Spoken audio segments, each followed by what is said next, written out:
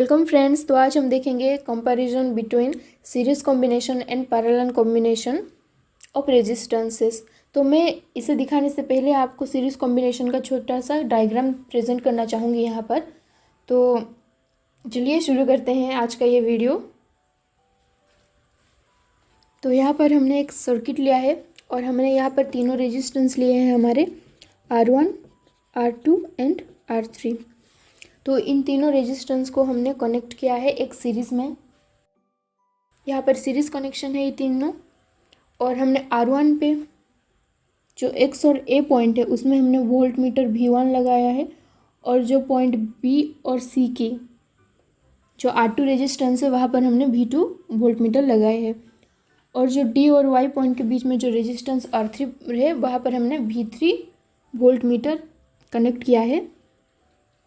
And यहाँ पर हमने एक एमीटर यूज़ किया है जिससे हम करंट का फ्लो, कितना करंट यहाँ पर जा रहा है उसे हम मेज़र कर सकते हैं। तो यहाँ पर इन तीनों रेजिस्टेंस को हमने ले लिया। देन आप देख सकते हैं यहाँ पर इन तीनों को मैं एक इक्विवेलेंट रेजिस्टेंस के हिसाब से एक यूनिट में कंसीडर करूँगी। ये हो गया हमारा इक्विवेलेंट रेजिस्टेंस, इन तीनों को मिला के हुआ है। जो है हमारा equivalent resistance R is equal to R1 plus R2 plus R3 है। एंड आप देख सकते हैं यहाँ पर जो इक्विवेलेंट रेजिस्टेंस के ऊपर जो वोल्ट है, जितना वोल्टेज रहेगा इन तीनों टर्मिनल पे, जितना हमारा पोटेंशियल डिफरेंस रहेगा उसे हम मेज़र करेंगे इस वोल्ट मीटर से, और उसका वोल्टेज होगा हमारा V। तो यहाँ पर आप एक चीज़ ध्यान में रखें, जो ये इन दोनों टर्मिनल के बीच में जितना वोल्टेज, जितना पोटेंशियल डिफरेंस निकलेगा V, वो हमारा इक्वल होगा उसके इंडिविजुअल का पोटेंशियल डिफरेंस का समेशन। मीन्स ये जो टोटल पोटेंशियल डिफरेंस है हमारा, वो रहेगा हमारा इन दोनों टर्मिनल के बीच का पोटेंशियल डिफरेंस, इन दोनों पॉइंट के बीच का पोटेंशियल डिफरेंस प्लस इन दोनों पॉइंट का पोटेंशियल डिफरेंस, तीनों का ही समेशन। तो यहाँ पर और एक पॉइंट आ गया, V is equal to V1 plus V2 plus V3। And ये ज़रूरी नहीं कि इन तीनों सेम ही हैं, इन तीनों सेम नहीं है, बिकॉज यहाँ पर रेजिस्टेंस हमने अलग लिए हैं तीनों, R1, R2 and R3। Okay. और एक बात आप ध्यान रखिए, यहाँ पर हमने जो करंट लिया है I, वो करंट हमारे जाएगा जितना और निकलेगा भी उतना। मतलब इस टोटल सर्किट में I मतलब हमारा करंट सेम रहेगा।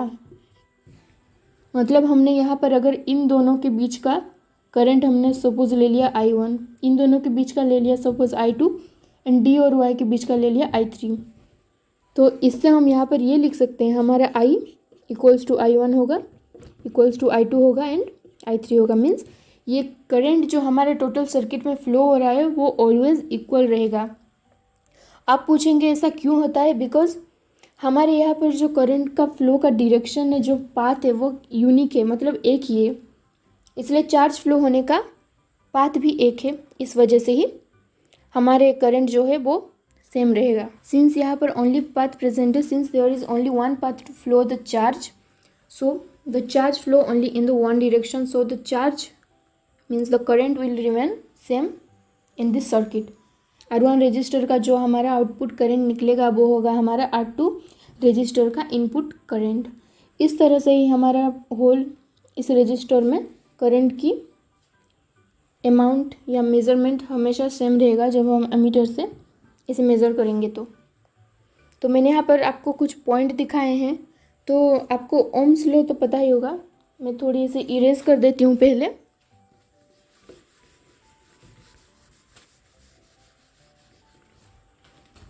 आप सबको ओम्स लॉ तो पता ही है, ओम्स लॉ जिसमें हमारा लिया जाता है V इक्वल्स टू IR।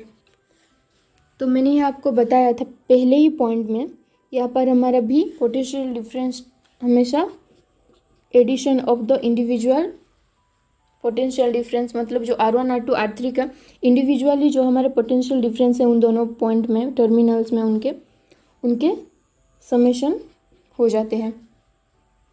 तो मैं इस तरह से लिख सकती हूँ, ये फॉर्मूला मैंने पहले से आपको बता रखा है। तो अब देखिए आप R1 रजिस्टर पे, तो हमारे R1 रजिस्टर पे क्या रहेगा, R1 पे अगर हम निकालें तो यह फॉर्मूला होता है V = IR। आपको यहाँ पर दिया रखा है V1 है, करंट तो I ही है, और हमने लिया है इक्विवेलेंट रजिस्टर R इन तीनों के बदले। तो मैं अगर R1 के लिए निकालना चाहूँ, R1 के लिए मैं अगर पोटेंशियल डिफरेंस निकालना चाहूँ तो वो V1 क्या हो जाएगा, V1 = हो जाएगा करंट I जो कि टोटल सर्किट में सेम है। तो यहाँ पर हो जाएगा हमारा V1 = I × R1। इसी तरह से V2 = उसका करंट का अमाउंट I × उसका रेजिस्टेंस कितना है R2, and V3 = I × R3। मैंने इन तीनों को ले लिया, एंड यहाँ पर है V = IR। तो V की जगह मैं क्या लिख सकती हूँ, V की जगह है इन तीनों का समेशन। तो V की जगह पर सिर्फ IR है, बिकॉज यहाँ पर हमने लिख रखा है, एंड V1 की जगह पे हो जाएगा हमारा IR1 + IR2 + IR3। Then it will become, यहाँ पर हम अगर I को कॉमन में ले लें तीनों से ही तो निकल गया बाहर, तो ये दोनों कट गए, फिर रहेगा हमारा R = R1 + R2 + R3।